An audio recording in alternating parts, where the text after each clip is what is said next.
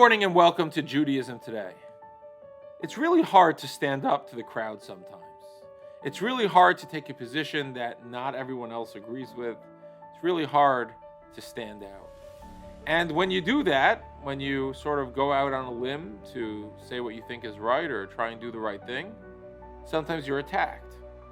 So it's one thing to be attacked on the substance of an issue. It's one thing to debate, are you doing the right thing? Are you not doing the right thing? Let's have a conversation. Let's have a dialogue. It can be heated, but if it's substantive, it's positive. But sometimes the attacks are ad hominem. Sometimes the attacks are against the person rather than the topic itself, rather than the substance of the issue. And this can be very disheartening when you realize that, by going out on a limb, by advocating for what I think is right, I'm going to be personally attacked. That's so terrible. That we see this so much in political discourse today, in the vitriol and the media. It's such a terrible thing. But you know what? This was exactly an essential part of Pinchas's heroism. You see, what's remarkable is that the Torah opens by listing the lineage of Pinchas.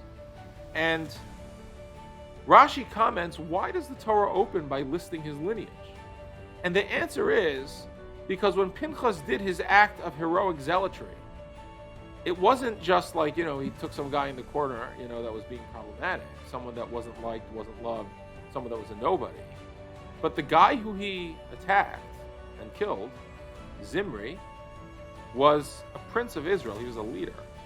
And he knew by doing that, he would expose himself to vitriol. And in fact, Rashi says that he was attacked vitriolically. He was exposed to ad hominem attacks. They said about Pinchas, do you know your great-grandfather worshipped idols because he had come from that line?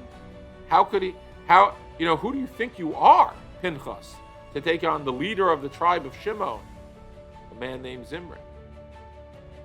But the lesson of the story is that Pinchas did it anyway. And that part of the courage of Pinchas, part of what made Pinchas's act so special, was his willingness not only to do this heroic act, but to expose himself to being attacked for who he was, to expose himself for the vitriol and the attacks and the criticism that were so unfair. But he did it and was willing to take that risk because it was the right thing to do.